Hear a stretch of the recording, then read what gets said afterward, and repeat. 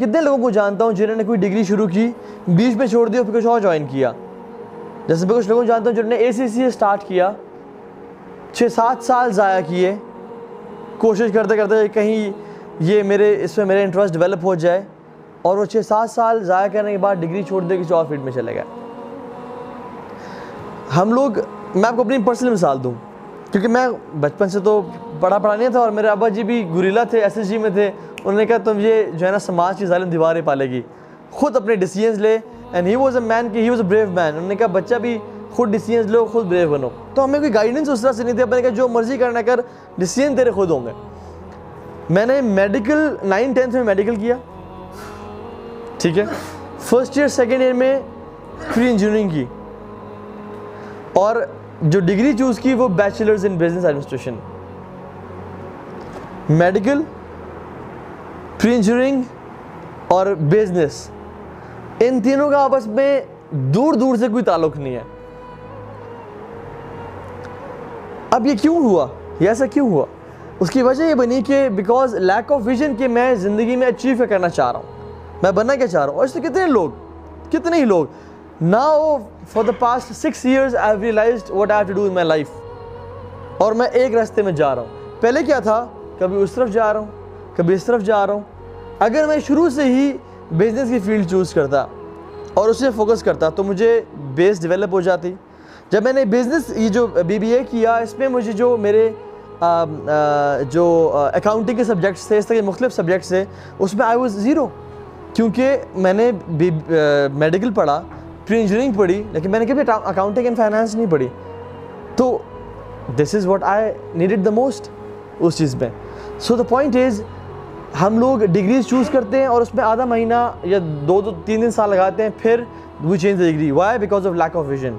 इसी तरह से कोई बंदा जॉब शुरू करता है, जॉब 3-4 साल गुजर गए, डिप्रेस है, एंजाइटी में है, क्या वजह? यार जॉब पसंद नहीं है मुझे। तो आपने फिर डिग्री ऐसे क्योंकि कि आपको उसे जॉब मिले। बिजनेस लोग शुरू करते हैं और उनका इंटरेस्ट उसमें होता नहीं है। Why they do business? Just to earn money. लेकिन उनके जो इंटरेस्ट है, they are not clear about their vision and mission.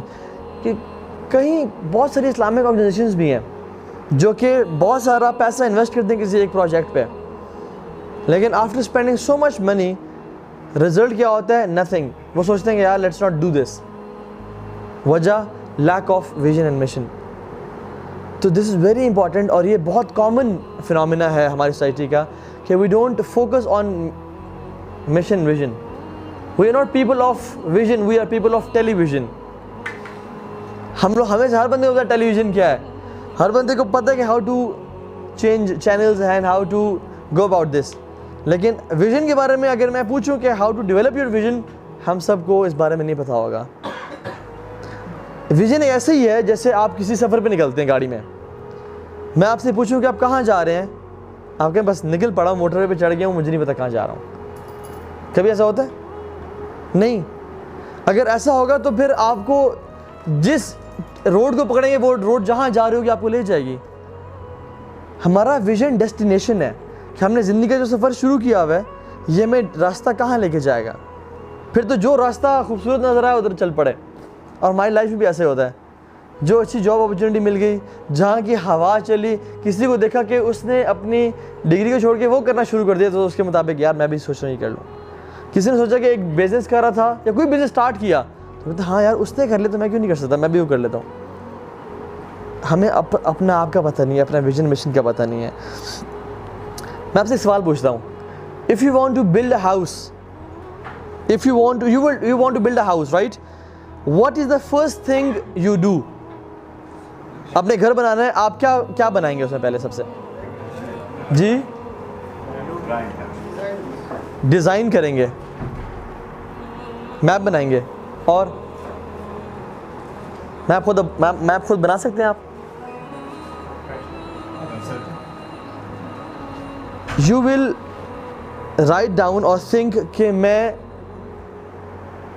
किस जगह पे घर लेना चाहता हूँ, कि मेरे बच्चों का स्कूल उससे करीब हो।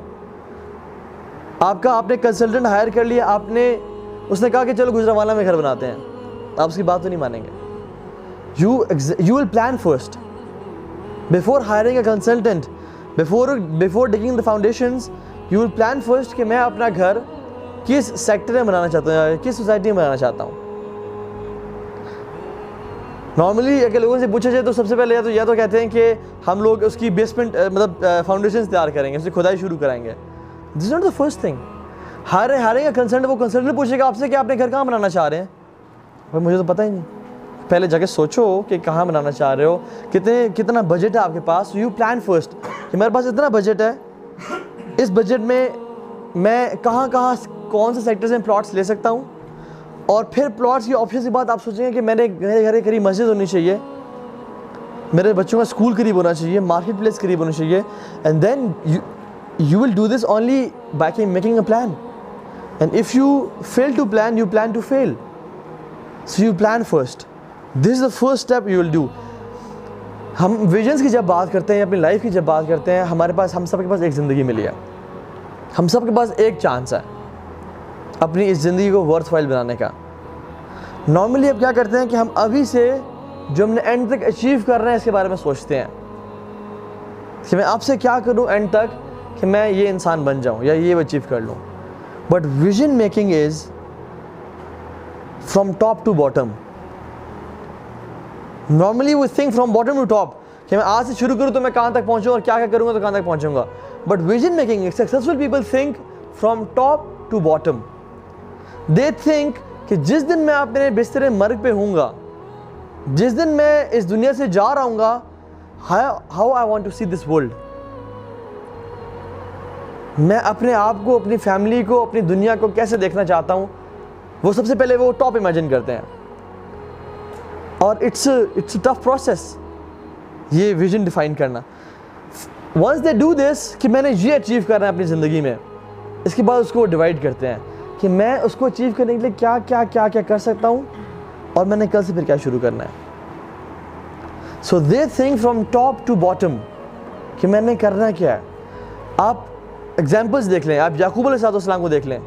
जब अपने बिस्तर मर्ग पे थे, उन्होंने अपने बच्चों से पूछा कि मेरे बाद तुम किसकी इबादत करोगे। Now this is his vision कि मैं अपने बिस्तर मर्ग पे फौत होने से पहले जो वसीयत करूँगा और अपने बच्चों से पूछूंगा, बच्चे क्या जवाब देंगे। सारी ज़िंदगी उन्होंने इस पर काम किया और उम्मत भी ऑब्वियसली। और उनसे पूछा कि मेरे बाद किसकी बात करोगे। बच्चों ने सब ने कहा कि हम एक अल्लाह की बात करेंगे जो कि आपके अल्लाह है, जो कि इब्राहीम का, इसहाक का अल्लाह है, और हम किसी और के साथ शरीक नहीं करेंगे। याकूब अलैहिस्सलाम ने अपनी ज़िंदगी के आखिर में ये विजन बनाया था कि जब मैं एक जनरेशन तैयार करूँ। याकूब के बेटे कौन है? यूसुफ अलैहिस्सलाम। कि मैं ऐसी जनरेशन तैयार करूं जो कि तौहीद पे हो, शिर्क में इन्वॉल्व ना हो, बुत परस्ती ना करते हो, ना ही आतिश परस्त हो। और उन्होंने अपने विजन को अचीव कर लिया when he was on his death bed. एक लड़का था जो कि तीरंदाजी सीखना चाहता था। उसने सोचा कि मैं दुनिया के बेहतरीन तीरंदाज से तीरंदाजी सीखना चाहता हूँ। तो उसने रिसर्च करने के बाद उसको किसी शख्स ने बताया कि उस मुल्क में जाओ और वहाँ जाके एक शख्स है, उससे मिलो, वो दुनिया का सबसे बेहतरीन तीरंदाज है।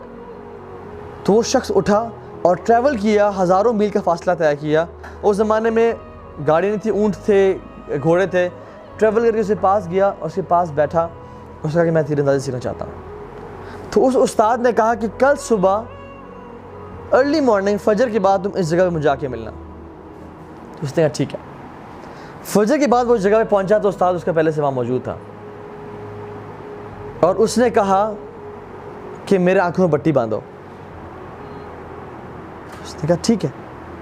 उस्ताद ने टारगेट सेट किए हुए थे, तीर तैयार थे। तो शागिर्द ने आंखों में पट्टी बांधी और फिर उस्ताद ने टारगेट की तरफ ऐसे निशाना लिया और छोड़ा। आपको क्या लगता है कि निशाना लगा हुआ है या नहीं? क्या लगता है आपको? जी लगा होगा। निशाना जो था वो माइल्स दूर जाके लगा, मीलों दूर जाके लगा। वो स्टूडेंट हैरान कि तू बड़ा फन्ने का बन रहा था, तूने पट्टी बंधवाई और तूने निशाना मारा, वो दूर जाके लगा है। ये क्या चवल मारी तूने? तो उस बंदे ने पट्टी उतारी और उसको एक लेसन दिया और कहा कि you will not hit your target unless you can see it. तुम कभी भी निशाने को टारगेट नहीं कर सकते हो जब तक तुम उसे देख ना लो। उसका कहने का मकसद क्या था कि तुम बड़े तीरंदाज बनना चाहते हो दुनिया के, तो imagine yourself being the greatest archer of this world. Imagine the feeling, imagine आप वर्ल्ड चैंपियनशिप उसमें जो है ना पार्टिसिपेट कर रहे हो और you hit the target and you won. Muhammad Ali the boxer, जानते हैं ना सब, उसने कहा था I knew I was great before I became great. मुझे पता था कि मैं एक बड़ा इंसान हूं जब तक मैं बना भी नहीं था। अल्लाह के नबी सल्लल्लाहु अलैहि वसल्लम की ज़िंदगी देख लें हम। He was a visionary man. उन्होंने सारी ज़िंदगी एक विजन के मुताबिक गुजारी और उनकी अहादीस में हमें मिलता है कि कैसे उन्होंने लोगों को विजन दिया और ख़ुद वो किस तरफ जा रहे थे।